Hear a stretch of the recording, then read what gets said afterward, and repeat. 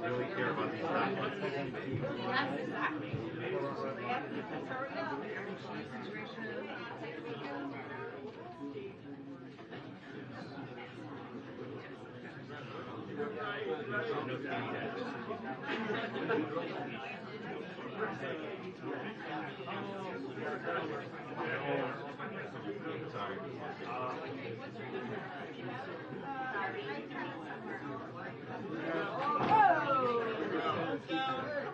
Wow. Such a quiet day, nothing going on here. Come on, guys. Please, right here. Yeah, please flank me. I love it. Good afternoon, everybody. Come on, there's a lot of people here. Good afternoon, everybody. Okay, so as you can all see, we have a couple of special guests here today in the briefing room. I am proud, so proud, to welcome to the podium Coach Steve Kerr. Hello. Head coach of the Golden State Warriors and 9-time NBA champion as both a coach and a player, and Steph Curry, 4-time NBA champion and 2-time NBA Most Valuable Player. Coach Kerr and Steph will say a few words about their visit to D.C. today and an issue that's close to their hearts. And so I'm going to let them take over. But, you know, I almost went pro.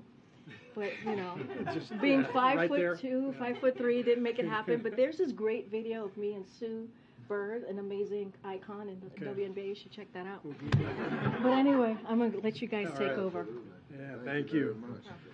Thank you so much for having us today. On behalf of the Warriors, I want to thank President Biden and Vice President Harris for the invitation to come to the White House today to celebrate our championship from a year ago. It's a great reminder of how lucky we are to be Americans, to live in a country where we can chase our dreams and enjoy the fruits of our labor and the celebration of all those around us. And to come here today with members of the organization to celebrate is really something special. It was also very fulfilling for me just a little while ago to take part in a roundtable on gun violence and gun safety with some senior White House staffers, along with Clay Thompson and Moses Moody. Over the last hour or so, we learned a lot about what this administration is doing to help create a safer environment in our country, something that's very close to my heart, and it's wonderful for me to learn a lot more than I knew. So coming in today is it's a great day on many fronts. So thanks for the invitation, and I'm going to turn it over to Mr. Curry. Thanks, Coach. Echo what he said. I want to thank President Biden and Vice President Harris for the invitation to come here. It's something that we don't ever take for granted. 7 years ago, I believe, we were here last celebrating our first championship, and now back to celebrate our fourth. So to have this opportunity to reflect on the accomplishment last year, to bring everybody together to celebrate that, to also acknowledge the place sports has and bringing people together from all walks of life, all backgrounds, to provide inspiration, hope, love, togetherness, and that's what our journey was last year. So to have another opportunity to celebrate that means a lot, and a great opportunity for us from the basketball community to thank President Biden and his staff for all their hard work and diligence on getting Brittany Griner home. Was a big part of our basketball family, and it means a lot to know that she's here and home safe with her family, and all the work that went on behind the scenes to make that a reality. So I just want to say thank you there, and very excited to be here and celebrate the day, celebrate with our families, and appreciate the invitation. This is truly, truly special, so thank you to everybody. Thank you, guys. Thank you so much. Thank you, guys. Thank you. Thanks. Thank you so much. No questions, Karine? It's up to them. No, they as you can imagine, they have a tight schedule. I think they're on their way to meet with the president right now, and then, as you know, some of you will get to see the two of them and the rest of the team at the event that we're having for the Warriors in about an hour, or less than an hour. Okay, folks.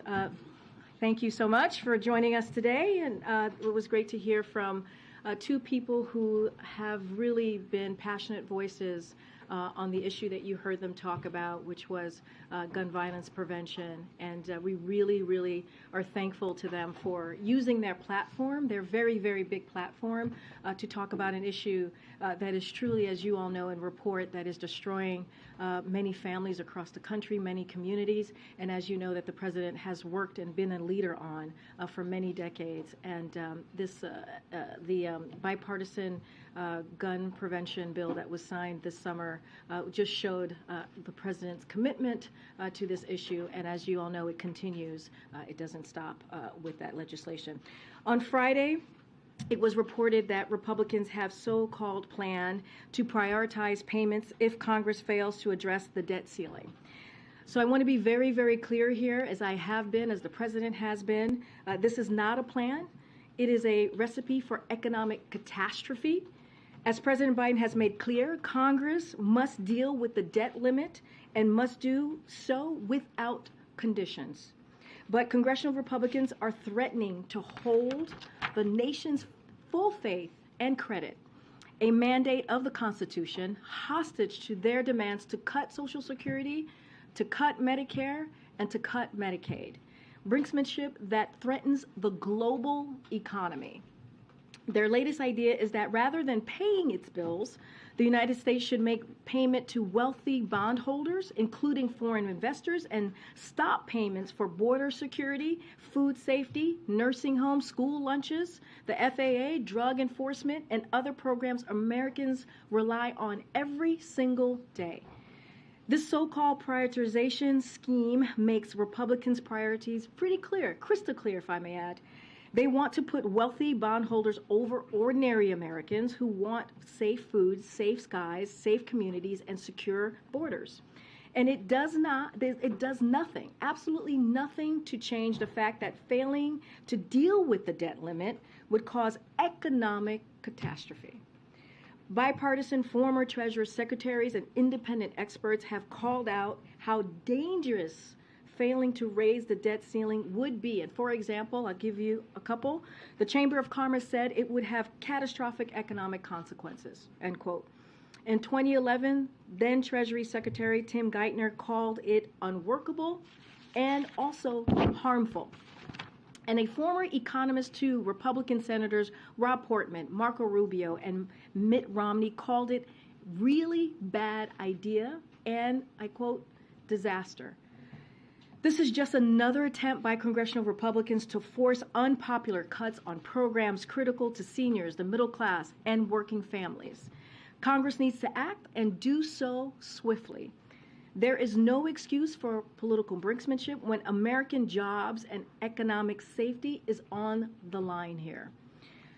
I also wanted to highlight that this morning the White House released the first ever national strategy to advance equity, justice, and opportunity for Asian Americans, Native Hawaiian, and Pacific Islander communities. The strategy details much needed investment from 32 federal agencies, including improved data, language access, and combating anti-Asian hate. This unprecedented plan builds on the administration's broader equity agenda and President Biden's historic executive order to establish and reinvigorate the White House initiative on AA and NHPIs. And we're proud that the Biden-Harris administration reflects the rich diversity of America, including the first Asian American vice president. 14% of our appointees and nominees identify as AA and NHPI, double the share of the population. You can read the full strategy and more about the initiative on the whitehouse.gov. And finally, this morning, as some of you have already either covered or wrote about, Census Bureau released data that showed that President Biden's first 2 years in office have been the two greatest years for new small business applications on record, with 10.5 million total new business created, with unemployment at a record low, and the two strongest years of job creation in our history. There are reasons for economic optimism all over the country. Today's new data is the latest confirmation that President Biden's economic plan is indeed working and is building our economy from the bottom up and the middle out. Zeke, you want to take it? Thanks, Karine. Just, two questions for you. I think start off with over the weekend, the British government confirmed it was sending tanks to Ukraine for the first time. Will the U.S. follow suit and meet Ukraine's request there? And then separately, Prime Minister Rutte had in the meeting in the Oval Office a few minutes ago. Very end, he alluded to potentially joining the U.S. and Germany and sending a Patriot missile system to Ukraine. Can you confirm that that was the announcement that's coming out of the meeting? We haven't gotten to read that yet. Okay, so we're going to have a readout very, very shortly. So once we have that, I will share that with all. The team will share that with all of you. As far as Patriot missiles, I can say they discussed that, the war in Ukraine and the importance of all the ongoing security assistance. But I would refer to Dutch for any specifics about their own plans as it relates to that specifically. As it relates to the conversation on, I'm sorry, I forgot the first question. So, look, we are always very, very careful on what our, we don't like to tell our allies what they should or should not do. But as you know, we have been partners with them when it comes to Ukraine, partners with our allies, and partners with them on how we are continuing to provide assistance to Ukraine in this aggressive war that we have seen, this brutal war that we continue to see by Russia. But certainly that is not something that we will direct. We will continue to focus. We have been the country that has provided the most assistance, as you all know, when it comes to security assistance, when it comes to humanitarian aid, and we are in constant conversations with Ukraine on what their needs are, and so we're going to continue to do that alongside our partners and also our allies. This is now an area where the UK is going to be ahead of the US sending Western tanks to Ukraine. They're going ahead with sending more than a dozen of them in the coming weeks and months. The White House still hasn't approved that. So is that in the offing now for the U.S. to leapfrog ahead back into the lead in providing assistance for Ukraine?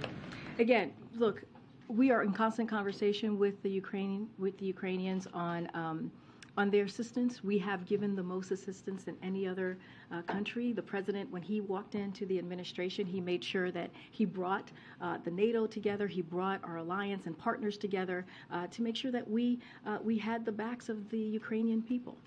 And so that is something that we're going to continue to do. Certainly, I'm not going to get ahead of any announcements from here. But again, this is we will be with the Ukrainian people for as long as it takes for them to defend themselves, against the brutality that we are seeing from the Russian aggression. And just on a different topic, regarding the discovery of classified and official documents at the president's residence and his former office, last week you told, I believe it was Phil, that we all can assume, the American people could assume that the searches were complete and all the documents had been recovered. On Saturday, the White House counsel's office said that 5 additional classified documents had been found. Is it safe to assume now that all the documents have been recovered, all the official records, all the classified documents are back in the custody of the National Archives, or are more searches underway to find out if there's anything else there? Look, I understand your question. We have addressed multiple questions from here. Multiple questions have been answered by the president. I know that you all just spent some of your colleagues, maybe you yourself, Zeke, was on the phone with my colleague for about 45 minutes that addressed a lot of your questions. I'm just going to continue to be prudent here. I'm going to let this ongoing review that is happening, this legal process that is happening, and let that process continue under the special counsel. I'm not going to comment from here. I'm not. One of the things that we have said for the last 2 years, when it comes to the Department of Justice, when it comes to legal matters, when it comes to legal issues, we have been very clear that we are not going to comment. We are not going to politically interfere, and that continues with this legal issue. And so I would refer you to the Department of Justice, refer you to the special counsel as it relates to specifics on this issue, and also my White House counsel colleagues are engaging with all of you and will certainly continue to have conversations on this. I will say that we are consistent with what we have said on cooperating fully with the Department of Justice on this issue, and we will continue to cooperate fully with the special counsel. Thanks, Karine.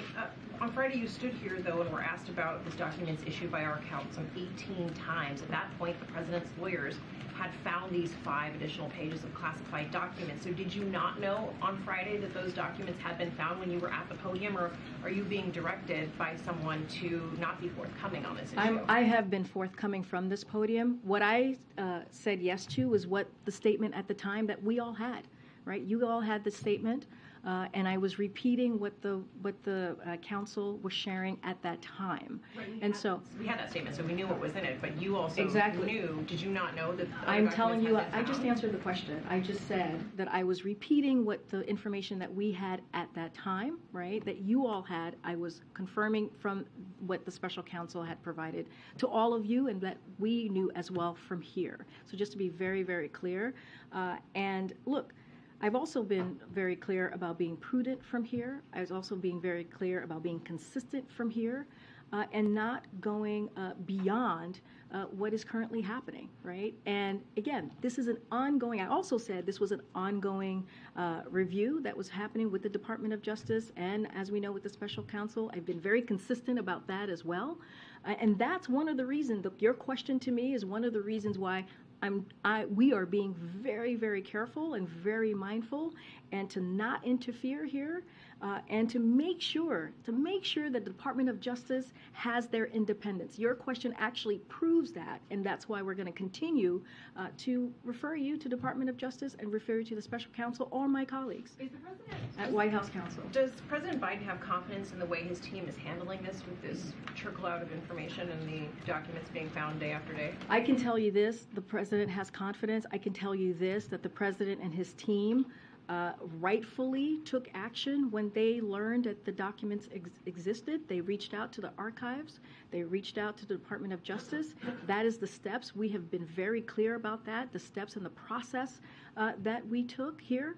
And look, we're going to continue. We're going to continue to, as we have said, fully cooperate with the Department of Justice. We're going to fully cooperate with the President's team is going to fully cooperate with the special counsel. That does not stop, and that will just continue. Again, we are going to respect the independence of the Department of Justice. Could you describe his mood to us and the conversations you've had with him on this issue? His mood has been very clear. I saw him this morning. He's very focused. I traveled with him this weekend. He wants to make sure that he's continuing, and we are continuing to deliver for the American people. And we've been pretty consistent on that. If you think about last week, you heard from him about how his economic plan is working, how we have seen inflation go down for 6 months straight, how we have seen unemployment numbers at its lowest level in 50 years. That matters. That is also the things that this country, the people in this country, are also very, very concerned about and want to hear what this president is doing every day. That's his focus, and that's what he's going to continue to talk about. Go ahead, Steve. What's the White House reaction to the news in Dnipro where the Russians bombed an apartment building and killed dozens of civilians? So, look, this weekend's strikes are another example, as you've heard us say, of the brutal and barbaric war that Russia is waging against the Ukrainian people. And we have seen this over and over again for about 10 months now, 11 months now. The United States will continue to provide, as I said at the top, Ukraine with what it needs to defend itself. That is incredibly important. That is a promise that the president made to President Zelensky when he was here not too long ago. And that's including air defense system. Along with our allies and partners, as I just said, we will continue our work to hold Russians forces accountable for the atrocities that they've caused and also the war crimes. But one of the things that we continue to see Russia do is that they underestimate the strength and the courage and the resolve of the Ukrainian people, and they will be proven wrong again in their latest attempts. And the debt ceiling is supposed to reach its ceiling on Thursday. How do you see this debt ceiling fight playing out? What's your strategy for getting an agreement? So look, we have been very clear on this, and I said it at the top, I said it on Friday, and I'll say it today, so has the president. This should not be political brinksmanship. We should be dealing with the debt ceiling without conditions. It is important. We're not going to work our way around this. We're not going to negotiate on this. This is the basic duties of Congress, is to deal with this issue. And let's not forget, in the last administration, they, meaning Democrats and Republicans, were able to deal with the debt limit 3 times. 3 times. So this is something that needs to be done, that should be done, and we call on Congress to act. Lastly, is the president going to sit down with Republicans and talk about this? Again, this is something that should be done without conditions. We have been very, very clear about that. We are not going to be negotiating over the debt ceiling, but I'll say this more broadly. At the start of the new Congress, and I actually spoke about this last week, we're reaching out to all members in both parties to build relationships and establish points of contact. That is something that the Office of Leg Affairs has done for the past couple of weeks. But, you know, this has been done, when you talk about the debt ceiling, it has been done in a bipartisan way, and there should be bipartisan cooperation to address this. It should not be a political football. This should not be a political football, and we should do it without conditions. Go ahead, Phil, and I'll come to the back. The president and his team had a pretty clear strategy, list of goals heading into this year. Is there any concern that that may be kind of overtaken by what's been happening over the course of the last week with the investigation? I mean, I just talked about last week what we saw about with the economic plan. We saw the CPI data, and it's showing that inflation is indeed going down because of the president's economic policy. We have seen the president do bipartisan work, bring both sides together. When you think about going to the bridge in Kentucky, and you saw that for yourselves. How the president was able to bring both sides together to talk about an issue that was so important for that region in Kentucky, to talk about infrastructure, something that many presidents before this president had tried to do and were not able to do it. In the last administration, it was a punchline. It was a joke when we talked about Infrastructure Week. And now under this president, we've been able to do it in a bipartisan way. Look, we're going to continue to do the work. We're going to have mayors here in a couple of days. We'll share more information about that event, and the president will talk to them about the work that we are doing and the work that we're going to continue for the American people. We went to Mexico City just about a week ago. We were in Mexico City, feels like 2 weeks ago, but yes, we were in Mexico City about a week ago. And you saw the president on the world stage talking to our closest partners in North America about how we're going to deal with issues that matter to the American people. And you saw the friendly engagement. You saw how successful the NALS, that summit was. And so that's not going to stop the president. He is very much focused on what are we going to do to lower cost? What are we going to do to continue to lower costs? What are we going to do to continue to deliver for the American people? And let me add, too, what Republicans are putting forward. House Republicans, the extreme members of the House, the MAGA Republicans, are talking about raising taxes for middle-class Americans. They're talking about giving a tax break for the wealthiest among us. That's what they want to do. They're talking about attacking women's rights to choose. That's what they want to put forward. And the president is going to speak against that as well and try to make sure that we deliver for the American people. We can do both. Should we assume the president weighed in on the issue a couple of times last week, but given the limitations, given what you've talked about from the podium, that we shouldn't expect the president to give his thoughts or opinions on the ongoing investigation? It is, and you just said, it's an ongoing matter, right? This is an ongoing legal process that's happening currently. And we are going to continue what we've been doing for the last 2 years, which is when it comes to the Department of Justice, when it comes to legal issues, we will not comment. We are going to be prudent from here. We are not going to politically interfere, because one of the things that the president was very clear during the campaign and has been for the last 2 years is that we want to give back the independence that the Department of Justice has. Go ahead, Peter, and then I'll come to that. Just to follow up, if I can, very quickly on this. The White House says Republicans are faking outrage on this issue. Why shouldn't Americans be outraged about classified documents being found in a garage?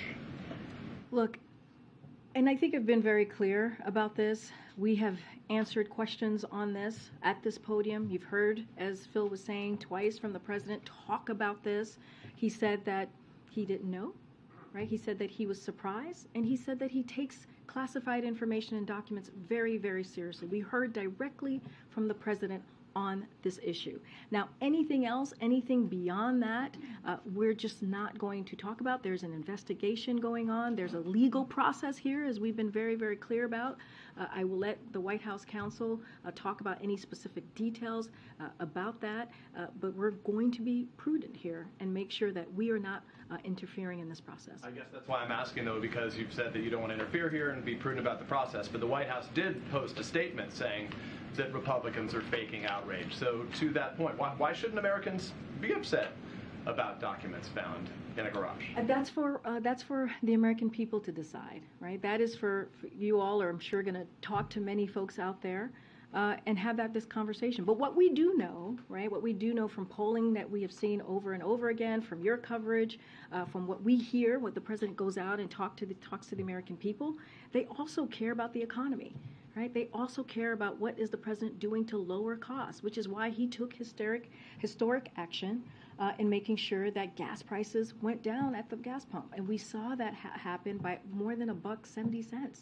And that's the work that the president's going to focus on. You think about the Inflation Reduction Act. That's going to lower prescription drug costs, lower medical costs, right? When you think about that, lower energy costs. So that's going to be our focus here. We know that's what the American people truly care about as well, and it is very important for them that we do that work. I'm going to try and go to the back. Go ahead.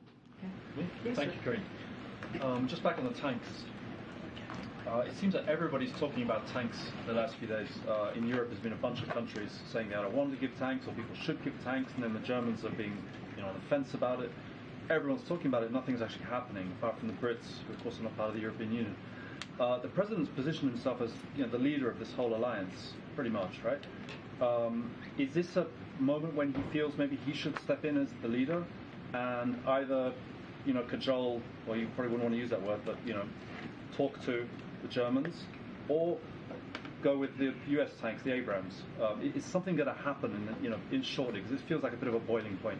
So a couple of things here, and the president's view hasn't changed, and I kind of said it when I was answering Zeke's question, which is he believes that it's up to each country to make their own sovereign decisions here on what types of security assistance and what kinds of equipment they're able to provide Ukraine as Ukraine defends itself against Russia's brutal aggression. For instance, we welcome Germany's recent announcement that they will send infantry fighting vehicles and Patriot missiles battery system to Ukraine.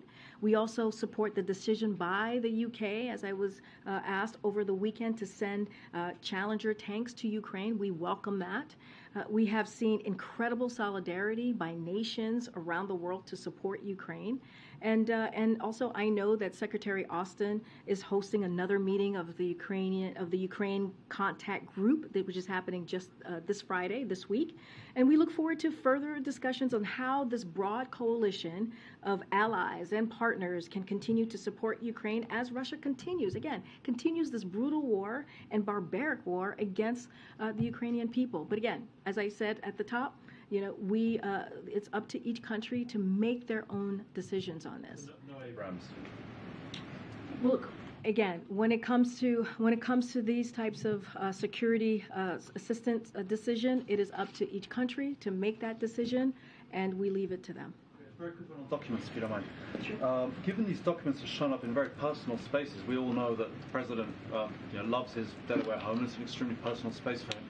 Is he physically joining in the search of these things, rummaging around, these boxes in the garage and wherever else? I mean, literally. Are you listening to the question that you're asking me? Serious, look, serious I mean, where are these documents? Serious okay, is look, he taking part in searching for his own documents? Look, I'm going to be very consistent here. I am going to be very clear here, as I have been for the past couple of days, almost a week now, dealing with this. We are going to, any specific questions that you have about this issue, I would refer you to my colleagues at the White House counsel's office who spent almost an hour taking these questions from all of you, many of your colleagues. I'm going to let you ask that question to the White House counsel's office. And anything else specific to this, I refer you to Department of Justice. I refer you to special counsel. Again. Thanks, Karine. On Monday, in regards to police shootings, the president said, I think I did the only thing I can do. Is it the opinion of the White House that there will be no more progress on the issue of police reform going forward, that there's just nothing more to do? Look, the president has been very clear in asking Congress to take action. He has taken executive action. I'm sure you've covered a lot of the actions that he's taken in the past 2 years, and he believes it's now in the hands of Congress to take action, and it is important to do just that. And I will leave it there. One more. Steph and Curry up on a first-name basis now, apparently. I know, buddies. You guys are, but they don't even let me call them Steph and Curry. He mentioned the bring of Brittany Griner, but does the White House have any comment on the detention of Siamak Namazi, who's in Iran and on hunger strike, and sent a letter to the president? So we received the letter, and our thoughts are with Namazi and his family. We remain committed to securing his freedom, and the U.S. government is continuing to work to bring him home, along with U.S. citizens who are wrongfully detained in Iran, including Imad Shagri and Morad Tabaz. Iran's use of wrongful detention as political leverage is outrageous. The U.S. will always stand for our citizens overseas. We've been very clear about that and committed, and you've seen the president take action, and you've heard the president say that directly. One of our highest priorities is bringing all of our wrongfully detained citizens home safely as soon as possible and resolving the cases of missing and abducted U.S. citizens. So this will continue to be a priority for the American people, for the president. Does the White House have any reaction to the arrest in New Mexico of a former Republican candidate for the state house there who was allegedly organizing men to shoot at the homes of 4 Democratic elected officials? Don't have a comment on that at this time. I heard the stories. I just need to check with the team to get the full rundown, but I don't have a comment at this time on that. Thanks, Karine. I'm going to follow up on Cecilia's question, and sorry if I missed it, but on Friday, did you or did you not know about the additional 5 pages? I literally just answered that question.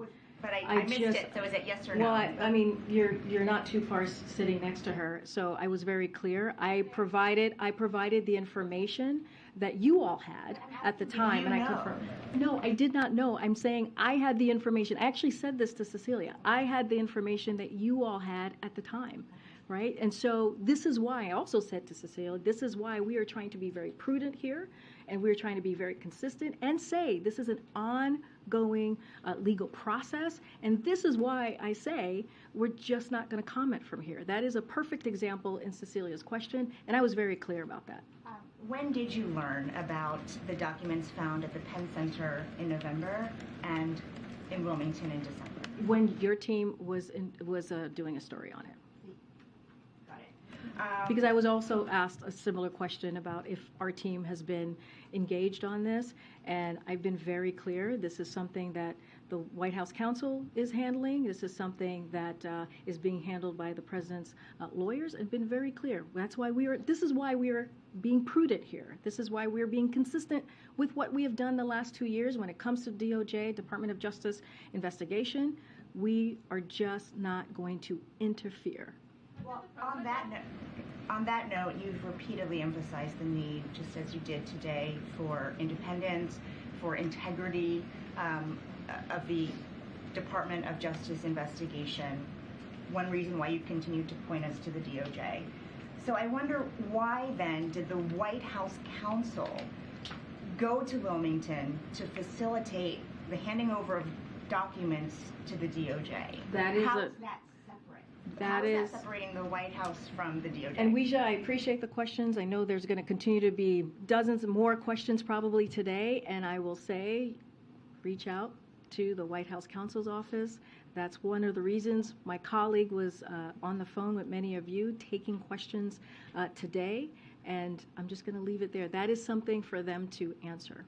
Okay, but it's related to something that you keep telling us, which is how much it is important to this White House to separate the White House from the DOJ's investigation. But the White House counsel was the one to go and facilitate the documents, to look for the documents. Again, they have been working very closely with the Department of Justice. I would refer you to them. If you want to know specifically about their actions, specifically about what they're doing, I would point you to the White House counsel's office. Look, Guys, you guys can ask me this 100 times, 200 times if you wish. I'm going to keep saying the same thing. I hear your question. It's been asked, it's been answered, it's been noted, and we're just going to try to move on here, and we're going to move on. We're going to move on. We're going to move on. False information. We're going to move One on. more, because Ian did have that call today, and he said that the White House would, quote, fully cooperate with the investigation.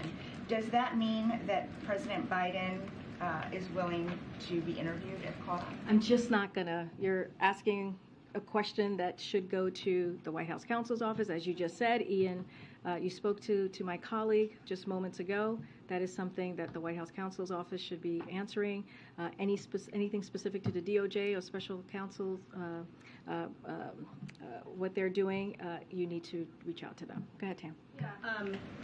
Are you upset that you came out to this podium on Friday with incomplete and inaccurate information?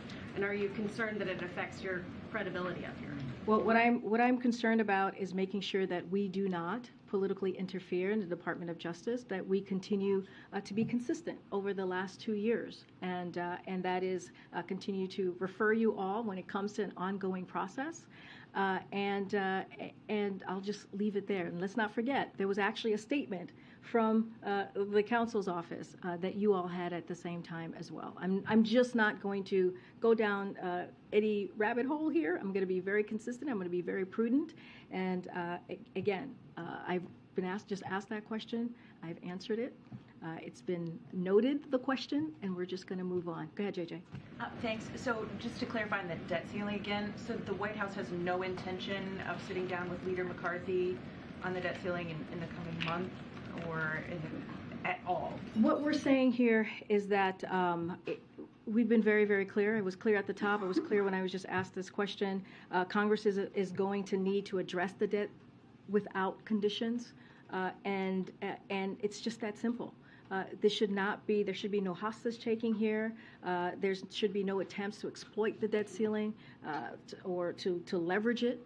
We're going to be very, very clear about that. And again, and I said this before, this was done 3 times under the last administration in a bipartisan way.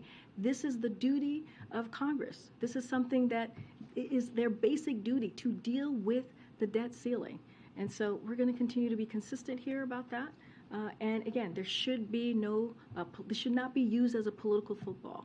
So we can accurately report that the White House isn't doing any outreach to Republicans at this time? Well, I said just moments ago, one of the things that we did, and I laid this out pretty clearly when the new Congress started, we reached out to Republicans and Democrats alike to talk about who their point of contact is, to have that conversation, to figure out how we're going to work together. And so there is constant conversations happening with members of Congress and their team. That is something that we are doing almost certainly on a weekly basis, and that always is going to happen. Those conversations are always going to happen. I'm certainly not going to read out every conversation that we're having with congressional members or congressional staff. What I am saying is that we have been very clear that this should be done. When we're talking about the debt ceiling, it should be done without conditions, and it should not be used as a political football. Just wanted to go back to the bilat earlier and the one last week with the Prime Minister of Japan. These are 2 countries that are huge players in the semiconductor chain. Have you made any progress in getting those countries to join the efforts that the U.S. has started to restrict China's access to those semiconductors, to that technology? So just want to be very clear on this as well. We don't push any of our allies or our partners. We consult with them closely, and they make their own decisions. And this is how we move forward with our relationship, again, with our allies and partners. We all recognize the importance of this issue to national security, and the President did discuss it, along with a host of other important regional and global issues. Look, this is going to be a continuing part of a group consultation here, and I don't have any announcements to make or anything further to share on this. But does the President feel that the U.S. can be successful in preventing China from getting that technology if these types of countries like the Netherlands, like Japan, don't join, even if it's not exactly the same restrictions, but don't join in those types of efforts? Again, we're just not going to push our partners and allies here. Again, the president, it did come up in their conversation. I'm just not going to getting into specific conversations or what happened or what was said. What we believe is that our close allies and partners make their own decisions on these types of things. Is there a bipartisan plan for our youth today? Do we have a focus on either education? Are we looking at, I just wanted to soften the mood a little bit in the room, but is there anything that we're focusing on in terms of education, in terms of funding for new programs that we've come to the table to agree upon? Well, thank you for your question. Look, the Department of Education, which is leading on that, on education and what we're doing to deliver for young people, certainly is a priority for this president and for the Department of Education. Don't have any specific programs or new programs to announce from here, but that is, making sure that young people have what they need to have a good, strong education, of course, is a priority for this president. Let's not forget, the First Lady is an educator herself, and she talks about that and has done the work as well as First Lady on the things that this administration is doing to move that ball forward. Don't have anything specific to share, but clearly it's a priority for us and our young people across our millions and millions of young people across the country to make sure that they have just and fair opportunities and that they should have. Go ahead. Thanks, Karine. So I want to ask you about trade. We're days away now from the president being 2 years in office, and there have been no completed trade deals. Why not? So a couple of things here. So when the president was running, he made clear that we will invest in American workers and communities before pursuing new trade deals, and this is exactly what we've been doing. You've seen it for yourselves. You've heard the investments that have been made, especially as you think about manufacturing coming back to the U.S., and that is exactly what we're going to continue to do.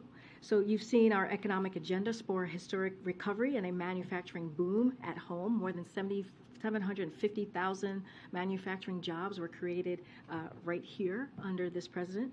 At the same time, we are working. Most of the jobs added. Well, we go back and forth on this, Ed. I hear you. I'm 750,000 jobs. Let me finish your answer. You asked me a question, but at the same time, we are working swiftly to finalize the Indo-Pacific Economic Framework, which represent 40% of the world GDP, and will address the core issues that will define much of our success in the coming decades, like clean energy and the digital economy, while fortifying our economies against a range of threats from fragile supply chains to tax havens. We are committed in every region of the world to strengthen trade and investment in a manner that promotes good, paying American jobs, and also high standards and supply chain resiliency. And that has been the president's priority. At every step of the way, we will work with Congress to negotiate and develop trade policies that advance the interest of all Americans, support U.S. innovation and workers, and enhance our competitiveness. And that has been the president's priority. That is what he talked about during the campaign, and that's what he's been doing and delivering on for the past 2 years. Go around. Go ahead, April. Karine, two questions. You just, from the podium, in an answer to one of the reporters, you said something about you don't want to politically interfere when it comes to this investigation on the documents. I asked you when we first heard about the documents, there is a political component and a legal component. But can you expound upon what you don't want to interfere on politically? Because many pundits, many lawyers, many politicians are saying that this is also an issue that could prohibit a lot of work in this 118th Congress, a lot of work for the American people in this moment. Could you expound on what you were talking about? Well, look, I'm not going to get into politics from here, and I've been very clear about that. I've answered that question multiple times already. What I can say is that the president's going to stay laser focused on delivering for the American people. And that's going to continue to be the work that he sees at hand. When it comes to the economy, when it comes to the bipartisan infrastructure legislation, when it comes to implementing the Inflation Reduction Act, which we announced a couple of items last week on how important it's going to be for Medicare to negotiate. That is something that is going to be critical for the American families, for American people across the country, being able to negotiate the price of drugs and cap it at $2,000 a year. That's going to make a difference in people's lives, right? Continuing to do the work that he has been doing to lower costs. And we've seen that. We've seen that the president's economic plan is indeed working. And so, look, that is not going to stop us. That is something we're going to continue to talk about. And you're seeing how the work that he's put in the last 2 years, his administration, the work that he's done with Congress in a bipartisan way in historic fashions is actually working. And so that's going to be our focus. And in this moment, there are Democrats who are saying they're looking to tomorrow. It's a bright spot for Democrats with the inauguration of Wes Moore as Maryland's first black governor, as the third black elected governor in the nation. What does the president say, and what does this White House say about his elevation, the citizen who rose to the highest heights in the state of Maryland, especially as he campaigned for him? Well, the president is very much looking forward to working with Governor Wes Moore. And, you saw the governor, I don't even know, is he a governor-elect yet, or has he been a governor-elect? So I want to give him the right title here. And you saw Wes Moore, Governor-elect Wes Moore, and the president many times over the last several months. They developed a friendship. The president's very much looking forward to working with him. And we think it's important. It's important to have that representation. It's important to have someone as, someone who is qualified and passionate about the work as Wes Moore, be in a position where he can make a change and make a difference for Marylanders. And so that is critically important. Look, there is bright spots.